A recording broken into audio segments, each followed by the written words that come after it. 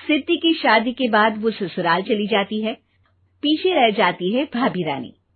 सिद्धि के ससुराल जाते ही भाभी कहती है, अरे वाह जी वाह, सारे कपड़े मेरे। हाय रे पैंट, अरे वाह वाह, मजा आ जाएगा। अरे ये सिद्धि की अलमारी के सामने खड़े होकर क्या बड़बड़ा रही है? जाकर देख मेहमानों को विदाई की मिठाई मिली कि नहीं। अब हाँ माँ जी, क्यों नहीं, लेकिन पहले कपड़े तो बदल लूं। अब रानी आ जाती है सिद्धि के उन कपड़ों में जो वो ससुराल जाने से पहले घर छोड़ जाती है। अरे रानी, कुछ दिन रुक जाती। अरे ये तो सिद्धि बिटिया को मैंने ही दिया था, बड़ा ही फबता था उस पर, तुझ पर तो कुछ खास नहीं लग रहा। अब वो ना मेरे सारे कपड़े गीले थे तो सोचा पहन लूं। वैसे भी सिद्धि को कौन सा दिन पुराने आउटडेटेड कपड़ों को पहनना है। वैसे भी ये सूट तो मैंने तभी पहना था, वैसे खास है भी नहीं ये। हाँ ठीक है, लेकिन ना मेरी सिद्धि पर तो जमता था। सारे मेहमान चले जाते हैं और सिद्धि ससुराल से मायके पहली बार आती है।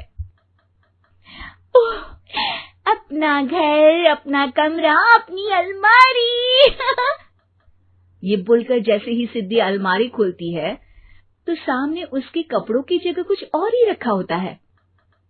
माँ, जरा कमरे में तो आना। सास और रानी वहां पहुंच जाते हैं। रानी ने पहनी होती है सिद्धि की जींस और टी शर्ट। अरे भाभी, ये क्या? ये तो मेरी बड़ी ही महंगी टी शर्ट है, इसे आपने घर में क्यों पहनी है? अरे बहुत मिलती है दीदी ये चौक की मार्केट में, 150 में।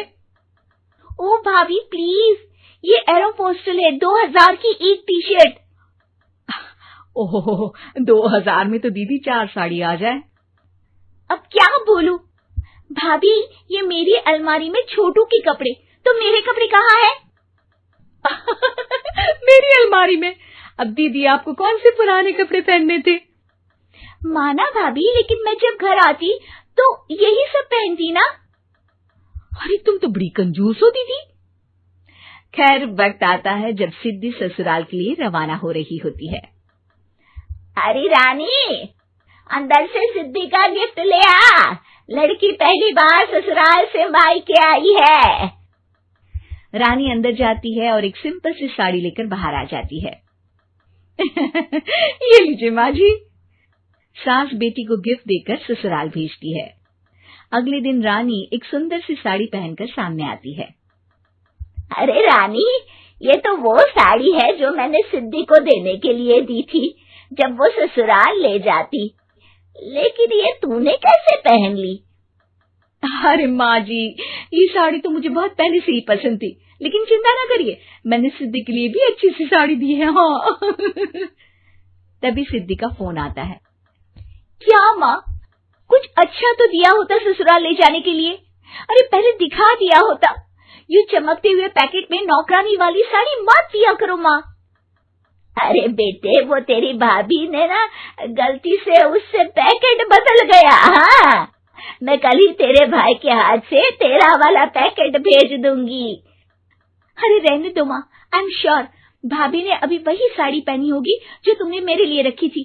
तुम तो समझ नहीं पाई उनको। खैर छोड़ो, मैं ज्यादा बोलती अच्छी नहीं लगती, रहने दो, आपको उन्हीं के साथ रहना है, फिर बात करेंगे। सास को रानी पर गुस्सा आ जाता है। वो उसके कमरे में जाती है जहाँ वो शादी का एल्बम देख रही होती है। रानी, मार्केट जाकर एक ऐसी ही साड़ी लेकर आ, कल प्रतीक जाकर सिद्धि के घर दे आएगा।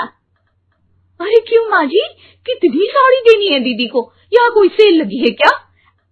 अरे चुप कर, मेरे बेटी के हिस्से की साड़ी खुद पहन ली, अब ज्यादा ज्ञान बांट रही है। एक दिन सिद्धि का फोन आता है। माँ, मेरी सास ने आप सबको खाने पर बुलाया है।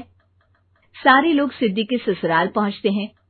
खाना खाकर वो लोग निकल रहे होते हैं कि सिद्धि की सास सभी को गिफ्ट देती है। अरे बहन जी, बेटी के घर का खाना खा लिया, यही बहुत है जो आप ऊपर से गिफ्ट भी दे रही है। अरे बहन जी, आप भी कहाँ इन बातों पर विश्वास कर रही हैं। सास सभी को गिफ्ट देती है, लेकिन रानी को जो साड़ी देती है वो अजीब सी हरे रंग की लाल रंग की बड़ी छाप वाली होती है। अरे छी, ये कौन पहनेगा? सासू माँ को तो जरी वाली इतनी सुंदर और मेरे लिए ये नौकरानी वाली। अरे भाभी, दरअसल मैं जब भी घर आती थी आप वापसी में ऐसी ही साड़ी देती थी ना, तो माँ ने सोचा कि आपको आपकी पसंद की ही साड़ी क्यों ना दी जाए। बेचारी रानी, बोलती भी तो क्या। सिद्धि और सास रानी का चेहरा देखकर हंसने लगती है, तो रानी समझ जाती है कि अपने ही बिछाए जाल में वो फंस चुकी है।